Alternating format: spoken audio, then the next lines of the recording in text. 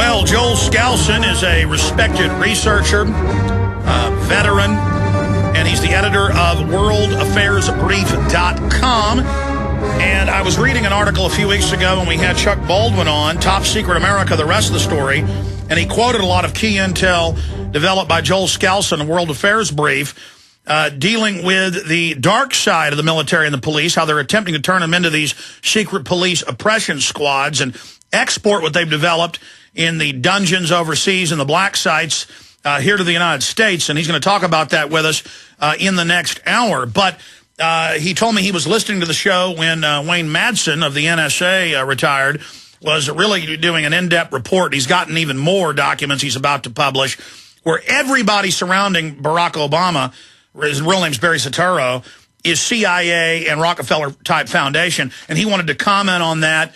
And so let's cover that in this short segment, Joel. Then we'll get into the domestic operations of Top Secret USA. Thanks for joining us.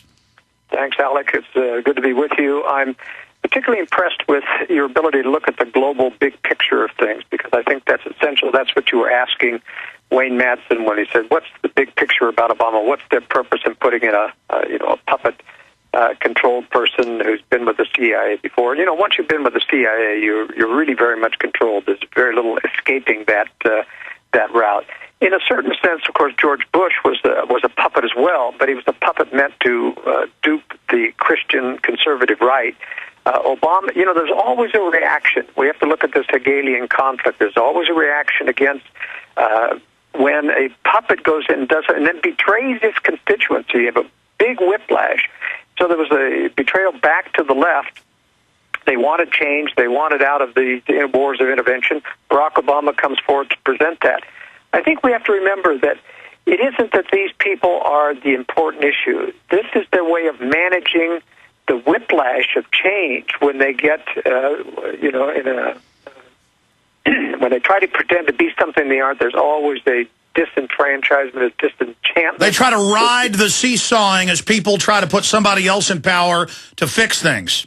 That's correct. And they always get certain things done. For example, they got certain things done during the Clinton administration they couldn't have gotten done as much as the Republicans under Bush Sr. betrayed their cause. They can't get certain things done, which they can do under the Democrats.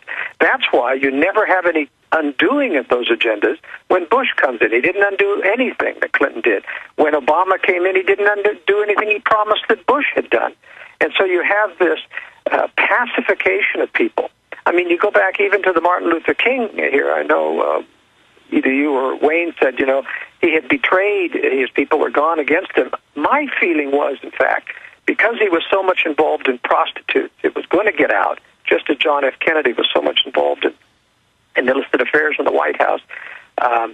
They felt they couldn't maintain, in my opinion, the image that he was a reverend, true to the cause. They decided to martyr him to advance and accelerate the agenda which came because of the civil rights movement. No, I agree with you, and I'm concerned that after they use up Obama, they could do the same thing to him. They could. In fact, they could do this with any number of these puppets. They could accelerate an agenda. I happen to think, however, that they're going to present us an alternative. They want a Republican in the generation for a big war that's coming up. My theory indicates that we're going to have a major Third World War coming probably at the end of this next decade, and they're going to want a Republican president in there who's capable of whipping up knee-jerk patriotic reaction. I think they may give, let me put it this way, if they run Sarah-Palin, I think she's a weak candidate. They've got all kinds of dirt on her that they can bring out when and if they want to destroy her. If they run Sarah-Palin for the Republicans, I think they're going to give Barack Obama another 4 years. All right, stay there. Let's continue to see your geopolitical mapping and projecting out with your future trends forecasts. You've made a lot of really accurate breakdowns in the past. Joel-Skousen, the editor of worldaffairsbrief.com, is our guest. I'm Alex Jones with Infowars.com. Joel-Skousen is a political scientist by training, specializing in the philosophy of law and constitutional theory. He's also a designer of high-security residences and retreats. He's a self-sufficient and high-security homes throughout North America. He has consulted in Central America as well. His latest book in the field is Strategic Relocation North American Guide to Safe Places. He's active in consulting with persons who need to relocate for security reasons. And it goes on, Joel was raised in Oregon, later served as a fighter pilot for the U.S. Marine Corps during Vietnam era, prior to beginning his design firm specializing in high security. And, of course, was it an uncle that wrote one of the best-selling books exposing the whole globalist takeover plan? That's correct. My uncle was joel-skousen, who first of all started out with a very, very excellent historical book called The Naked Communist. That was in the days that conservatives thought that communism was the real problem. He woke up sometime in the 60s and noted that, in fact, the capitalists, which turned out to actually be globalists, not real, honest, true free market capitalists, were running the communists and facilitating them. And so he wrote the book The Naked Capitalist, which was a blockbuster, started the entire understanding in the world about conspiracy theory relative to our own government. Well, that's right. And now it's declassified what he wrote about, and what other investigators in Congress brought out, and Anthony Sutton exposed as well. That's right. That Hitler had been funded by mainly England, that the U.S. had helped put the Bolsheviks in, that they helped put Mao in, and now that's been declassified. I mean, that's on the History Channel. They create the crisis to offer the solution, and it's robber barons who want a global, consolidated, anti-free market system, and now we're coming to the end of the road on that. And I remember being about 10 years old, and I could really start to read good, that the Naked Communist and the Naked Capitalist were on the bookshelf at my dad's parents, at my fraternal grandparents' house. And I remember reading part of that book when I was there for a week during the summer, and that being one of the catalysts to understanding what was happening. Then I read None Dare Call a Conspiracy when I was about 14. And then I went out and researched real history and found out it was very accurate. But for those that just joined us, getting back into their long-term strategic goal with Obama, it's as if they want him to come in, get their agenda through, but then really anger the public, so they go with a fake right-wing candidate, as you were saying, lining up for World War III. Please continue with what you see coming in the near future for the United States and the world. Then we'll get into the domestic control grid they're putting into place. Well, that's exactly right. What I was heading for is that they always create a reaction to these policies. The economy cannot be solved, at least not with Keynesian economics or government-controlled interference. It can't be solved with the Fed having fiat monetary powers. And so they know that eventually they're going to have a backlash against anyone who comes in and promises change and success, whether it's the war in Afghanistan, the war in Iraq. None of that stuff ends up nice. So in the backlash, they're always preparing someone else on the opposite side, Team B, as I call it. They have Team A and Team B. They control both sides. And they are setting us up right now in the Republican side of the spectrum for this backlash against Obama. And it's very telling, as I point out in my World Affairs Brief analysis. If they pick someone like Palin, who is extremely vulnerable, who has, she's got good charisma, they've been giving her a lot of play on Fox, which is the false conservative network, in my opinion. And they're also building up Newt Gingrich. They're also keeping Mike Huckabee right there in the forefront. They're keeping Mike Huckabee on tap, so that if Mitt Romney, a non-conspirator, ends up making a big, strong play, they've got a way to throw him out of the equation, like they did last election. Are you saying Mitt Romney's good? No, I'm not. I'm saying that he is not a knowing conspirator with the people. They can't afford to let someone as smart as Romney, even though he's bending over backwards to try to be one of them, he isn't. And there's a reason for that. And that is, he's too ambitious. He wants to be president. Those people we never trust to be honest conservatives. But being as smart as he is, if he did get into president, he'd be like Reagan. He'd see too much. He wants to do what's popular because he understands he doesn't want to be destroyed.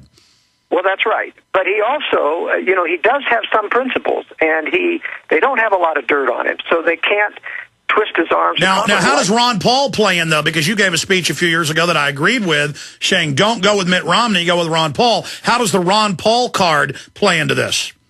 Well, the Ron Paul card played very strongly in a major episode that happened in 2008 or 2007, actually. He was responsible, in my opinion, for the entire intelligence estimate that came out and said that Iran had dismantled or not gone through with their nuclear program. They had to have an excuse to get out of their planned attack on Iran because it would have accrued to the benefit of the anti-war movement, and yet an anti-war candidate in the Republican running for president. And so I believe Ron Paul's presence stopped them from going through with Iran. Now they've switched sides, switched the intelligence.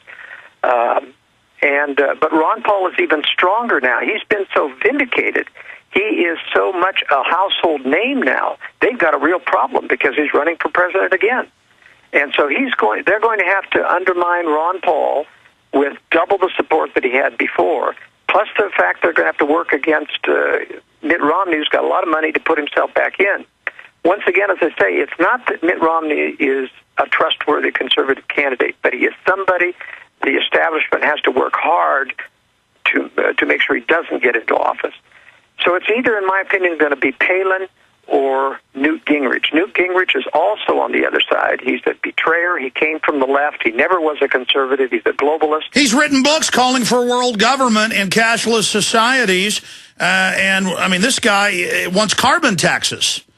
That's right. But remember, they tried to shove Rudolph Giuliani down the conservatives' throat in 2008. It didn't fly. That's why they had to resurrect McCain with 6 endorsements right in the middle of the campaign to get him. And it was a disaster, but they at least got Romney out. That's what they wanted to do with McCain, so that Romney couldn't fill the vacuum by the demise of Rudolph Giuliani. But in this case, they have a true globalist, a new Gingrich, which they're trying to float to the American people. But that's why I say, if they end up allowing Palin to get the Republican nomination, in my opinion, it means they're going to give Barack Obama another 4 years. No, I agree with you. I mean, she is definitely was built up, then destroyed, now been built back up again, and they are deploying her to try to take over the Tea Party, discredit it, and throw the election. And so if they go with Palin, we know they're getting ready to throw the election to Barry Soetoro.